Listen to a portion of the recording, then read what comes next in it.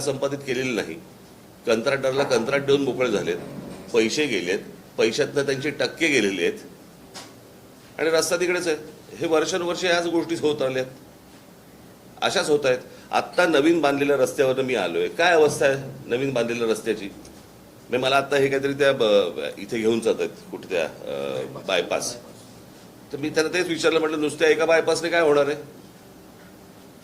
बनवलेला रस्ता, नवीन बनवलेला रस्ता हा पण जर खराब होणार असेल तर बायपासने काय होणार आहे 2 किलोमीटरच्या. काय आपण राज्य म्हणून हे माझ्या राज्यातलं आहे, हे नीट व्हायला पाहिजे, चांगलं व्हायला पाहिजे, याच्या दृष्टिकोनातनं विचार न करता याच्यातनं टक्के किती मिळतील या गोष्टींवरतीच जास्ती विचार आहे. आमच्या जमिनी कशा विकल्या जातील, जमिनी घेऊन ठेवायच्या, हेच व्यवहार नुसते सुरू आहे. तो बाकी काय सुरू आहे मला जरा सांगा महाराष्ट्रात. आता हे तिसऱ्या मुंबईचं केलंय, बरोबर आहे. आता हे तिसरे मुंबई हे सगळ्यात जास्ती महत्वाचं आहे. ही तिसरी मुंबई आता काय, तिसरी मुंबई काय, दुसरी मुंबई काय चालू आहे, ह्या तिसऱ्या मुंबईची जाहीर केलंय. आता मी तुम्हाला साधी गोष्ट फक्त वाचून दाखवतो. या तिसऱ्या मुंबईमध्ये काय गोष्टी येणार आहेत. तर इथे educational city, medical city, sports city, data centre, global capability centre, संशोधन संस्था आणि बीकेसी पेक्षाही मोठं व्यावसायिक केंद्र उभारलं जाणार आहे. आंतरराष्ट्रीय विद्यापीठ, जागतिक तंत्रज्ञान कंपन्या आणि उच्च मूल्य सेवा उद्योगांना आकर्षित करण्याचा प्रयत्नही सुरू आहे. म्हणजे इथे तिसऱ्या मुंबईमध्ये तुम्हाला काय आणायचंय ते महाराष्ट्राला माहिती आहे का. महाराष्ट्राची मुलं मुली तयार आहेत का या गोष्टींसाठी. म्हणजे आपल्याकडचा जो कोणी शेतकरी आहे, आपल्याकडचा जो कोणी जमीनधारक जो आहे, तो फक्त माझी जमीन मालक एवढाच राहणार आणि त्याच्यासमोर ही तिसरी मुंबई उभी राहणार, काय ह्याला काही करायचंय ते, आणि तो फक्त बघत राहणार. म्हणजे ह्या संपूर्ण पेण, पनवेल, उरण ह्या सगळ्या भागातली जी रायगड जिल्ह्यातली जी मुली आहेत त्यांना काही सांगणार आहोत का आपण, त्यांना काही तयार करतोय का आपण, की परत बाहेरच्या राज्यांमधून लोक येणार, पुन्हा इथे नवीन वसाहत होणार. आज जे पुण्याची वाट लागली आहे, जी आपल्या बाकीच्या शहरांची जी वाट लागते, बाहेर कळतंय, बाहेरच्या राज्यांमध्ये कळतंय की काय होणार आहे, त्याप्रमाणे त्यांच्या पोरापोरींना तयार करतायत ते आणि महाराष्ट्रात पाठवत आहेत. आणि आमच्या महाराष्ट्रातल्या मुला मुलींना काही माहित नाही की इथे काय होणार आहे, काय घडणार आहे. त्यांना कोणतीही गोष्ट सांगितली जात नाहीये की बाबा तुम्ही कुठच्या गोष्टींच्या तयारीला लागा, आपल्याकडे काय गोष्टी येणार आहेत, काही माहिती नाहीये. शहरं उभी करायची, रस्त्यांची वाट लावून टाकायची, त्याच्यामध्ये जमिनी विकायच्या आणि जमिनी विकणे एवढा एकमेव धंदा महाराष्ट्रात सुरू आहे. आता कोकणात तर सर्वात जास्ती. कधी कधी वाटतं आता कुठच्याही डेव्हलपमेंटला विरोध करण्यासारखं काही नाहीये, परंतु कोकणाची परिस्थिती पाहिली तर डेव्हलपमेंट नको अशी परिस्थिती आहे आज. कारण ती जर समजा स्थानिक लोकांच्या जर वाट्याला येणार नसेल तर ही डेव्हलपमेंट काय करायची. म्हणजे स्थानिकांच्या काय म्हणतो त्याला जीवावरती ह्या सगळ्या गोष्टी उभ्या करायच्या, त्यांच्याकडनं जमिनी घ्यायच्या आणि त्यांना उद्ध्वस्त करायचं. हा जो जमीन मालक आहे हा काय करेल मला जरा सांगा. ह्याच्या पुढे त्यांची मुलं पोरं पोरी काय करतील.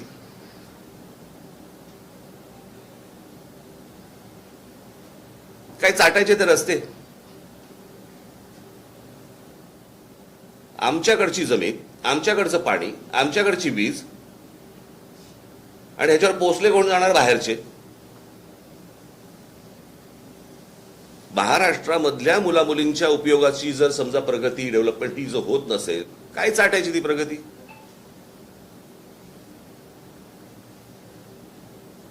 हे कोणासाठी सुरू आहे. मोठे जमिनीचे तुकडे काढायचे, ह्या सगळ्या आता कुठून डेव्हलपमेंट होते ह्यांच्या लोकांना माहिती आहे, आमदारांना माहिती आहे. हे जमिनी घेत सुटणार आणि मग ते सरकारला विकणार. मग सरकार कोणाला तरी अजून कुठचे उद्योग अदानी बिदानी देणार, त्याच्या घशात घालणार. हे सुरू आहे. आपण आपली पत्रकार परिषद घेत बसू. मला असं वाटतं स्थानिकांना ही गोष्ट समजणं गरजेचं आहे, त्यांनी या गोष्टींना विरोध करणं गरजेचं आहे. सगळ्या ठिकाणी नुसते आपले तटकरेंची मुलगी, त्याच्यानंतर तो कोण ठाकूरांचा मुलगा आहे, त्याच्यानंतर अजून कोणतरी, हेच सुरू आहे.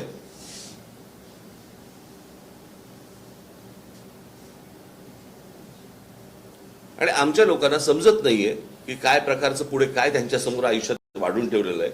काही नाही, अंधकार. निवडणुकीच्या तोंडावरती फक्त पैसे घ्यायचे आणि काही जे काय आता पैसे वाटायचे, बस मतदान होत आहे. आमदार निवडून येत आहेत, खासदार निवडून येत आहेत, आमच्या पायाखालच्या जमिनी जात आहेत, जाऊ देत, असा टिकला जाणार. सर्वाधिक उद्योग किंवा सर्वाधिक गोष्टी या रायगड जिथे आपण आता आहोत या संपूर्ण परिसरामध्ये मोठ्या प्रमाणात होताना दिसत आहेत. पण इथेच पालकमंत्री पदावरून वाद सुद्धा सातत्यानं, मला ते फालतू गोष्टी आहेत, त्या अत्यंत फालतू गोष्टी आहेत. पालकमंत्री, पालक म्हणजे कोण? आईबाप ना,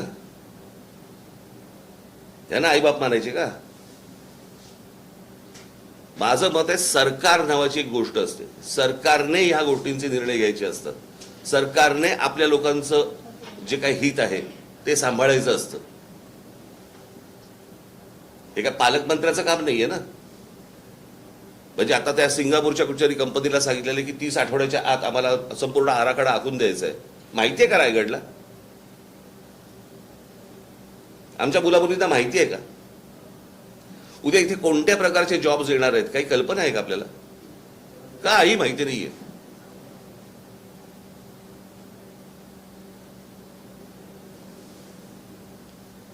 रस्ते करायचे नाहीत, उद्योग कुठचे येत आहेत ते दाखवायचे नाहीत, सांगायचे नाहीत, सगळं लपवून ठेवायचं.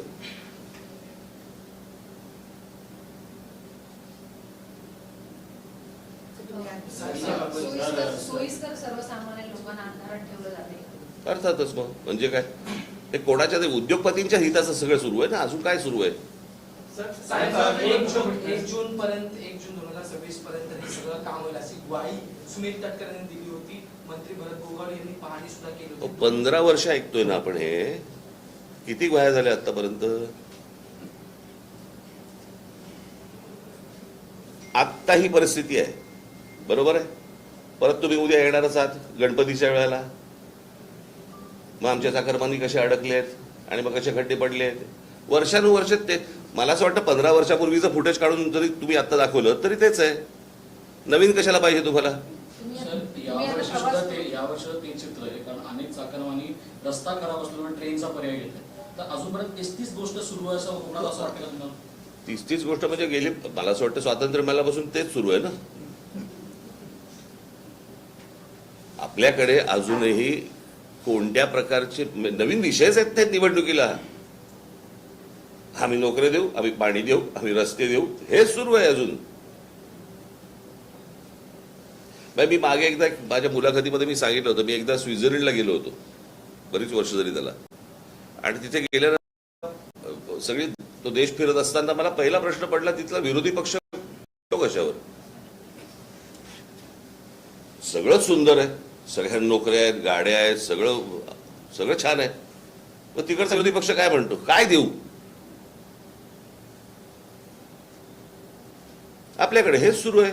वर्षानुवर्ष आपण त्याच विषयांवरती निवडणुका लढतो, तेच विषय सुरू आहेत. काही त्याच्यामध्ये बदल नाही. तिसऱ्या मुंबईवरती बोललात, परंतु मुख्यमंत्र्यांकडून असं वारंवार सांगितलं तर जेव्हा कुठे विकास होत असेल तेव्हा सुरुवातीला विरोधकांकडून विरोधच होतो, त्यानंतर अरे विकासाला विरोध नाहीये. माझं म्हणणे, माणसांना अंधारात ठेवू नका. इथल्या मुलामुली आपण तेच बोलतोय का? माणगाव आणि रोहा यामध्ये मुंबई दिल्ली कॉरिडॉर येणार होते आणि त्यासाठी शेतकऱ्यांची सुरुवातीला भूसंपादन जागा काढण्यात आली आणि तेव्हा सांगण्यात आलं होतं की रासायनिक जे कारखाने ते येणार नाही.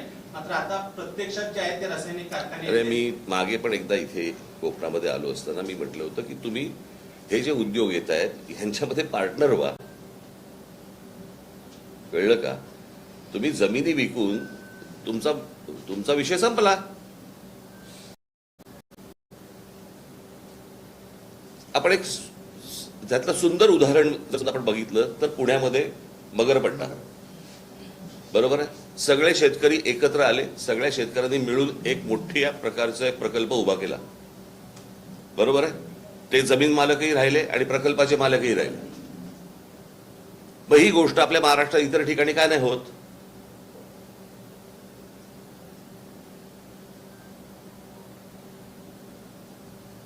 तुम्हाला कोणतरी येतं, तुम्हाला जमीन विकायला सांगतात, तुम्ही काहीतरी पैसे घेता आणि मोकळे होताय. मोकळे होताय म्हणजे काय? मी अनेकदा सांगत आलेलो आहे, तुमचं अस्तित्व ही तुमची जमीन आहे. तुमच्या पायाखालची जमीन गेली की तुम्ही कोणत्याही भागाचे कोणी नाही आहात. तुम्ही तुमचं अस्तित्व संपलं. हे रासायनिक खूप नंतर पहिली जमीन विकणं इथून पहिली सुरुवात आहे. बोल. स्थानिकतेचा मोठा अपयश आहे का? कारण सरकारपेक्षाही जास्त, कारण की नारायण राणे असतील किंवा मग सुनील तटकरे असतील. प्रश्न असा आहे की ह्या सगळ्यांनी मिळून एका गोष्टींचा विचार केला पाहिजे की आमच्या कोकणाचं काय होणार. हे बघा, प्रश्न असा आहे की हे जर समजा सगळे आमदार एका आवाजात बोलले असते तर इतकी वर्ष लागली असती का हो रस्त्याला? म्हणजे कोकणात रस्त्यावरून फिरताना रस्ते लागणं काय असतं एखाद्या गोष्टीचे हे कळतं आपल्याला. सर, प्रश्न असा आहे की एक सेकंड, या ठिकाणी स्थलांतर थांबत नाही. गेले कित्येक वर्षापासून कोकणात बरेच नेते काम करतात. तर स्थलांतरावरती आपण काय काम करणार आहात का? आणि लोकल ट्रेन सुरू होत नाही मांडवापर्यंत. काय स्थलांतर? इतर लोकांना जॉब नाही, नोकऱ्या, त्याच्यामध्ये मुंबईला जातात. तर या ठिकाणी गावाच्या गाव बंद पडलेले आहेत. त्याच्यासाठी काय उपाययोजना होणार आहे की नाही? अरे मग मी आता काय बोललो रे तुम्हाला? तुम्हाला माझ्या बोलण्याचा हे कळत नाही का रे? की जर समजा इथे या गोष्टी येत आहेत तर तुम्हाला समजल्या पाहिजेत ना रे. तुम्ही पत्रकार आहात, तुम्ही शोधल्या पाहिजेत ना. तुम्ही लोकांचं प्रबोधन केलं पाहिजेत ना. तुम्ही स्थानिक आहात ना की नाही आहेस? स्थानिक आहेस, मग त्या गोष्टी केल्या पाहिजेत ना. लोकांना जर समजत नसेल तर ते शोधत जाणारच आहेत ना बाहेर. त्यासाठीच एमआयडीसी वगैरे असे काही प्रकल्प येतील किंवा एमआयडीसी वगैरे, अहो एमआयडीसी कुठे घेऊन बसलाय? मी आता काय वाचून दाखवलं तुम्हाला?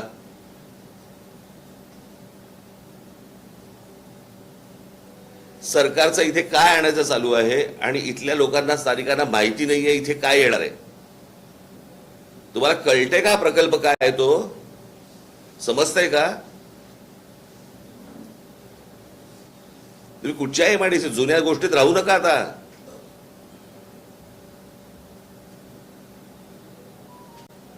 सर, मुंबई गोवा महामार्गावर खारपाडा आहे आणि सुकेळी किल्ला अशा 40 किलोमीटरच्या अंतरामध्ये टोल आहे आणि त्याचा भूर्दंड मोठा पडणार आहे. असं तर एकदा सर तुम्ही सांगितले की केंद्रीय मंत्री ह्याच्यात सोल्युशन काय आहे? 17 वर्ष झाले एखादा प्रकल्प रखडतो, मंत्री होऊन जातात, आमदार येऊन जातात, सरकार बदलतात, मग आता याच्यावर सोल्युशन काय? कारण 1.5 वर्षांपूर्वी बघा याच्या आंदोलन पण केली. म्हणूनच मी तुम्हाला सांगतो ना की ह्या सगळ्या याच्यामध्ये सोल्युशन हे सत्ता बदल एवढंच आहे.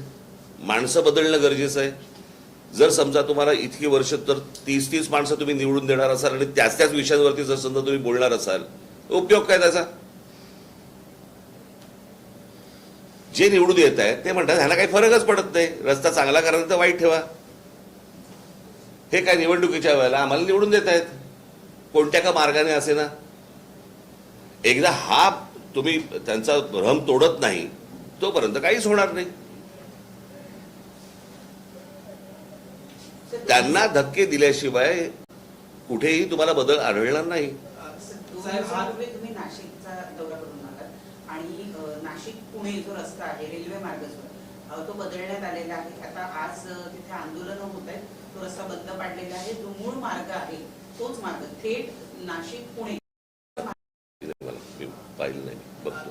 साहेब, रायगड पासून ते सिंधुदुर्ग मालवणपर्यंत तेच नेते आणि तेच आमदार खासदार निवडून येतात. पण मागच्या निवडणुकीचं चित्र जर पाहिलं सोशल मीडियावर अनेक व्हिडिओ आले की धमकावलं जात होतं मतदारांना, जर मतदान दिलं नाही तर तुमचा निधी बंद केला जाईल. आणि ह्या सगळ्या भीतीतून मतदारांनी मतदान केलं असेल. समजा निधी येतोय असं पकडूया, तरी काय बदल होतोय? कोणता निधी येतोय जो बंद करायची धमकी दिली जाते? येऊनही उपयोग नाही ना. परिस्थिती बदलते का काही? मग मतदारांनी या गोष्टींचा विचार केला पाहिजे. मतदार जोपर्यंत या गोष्टींचा विचार करत नाही तोपर्यंत काही गोष्टी घडणार नाहीत. हे असंच चालू राहणार. चला आता आपण मुंबईत परत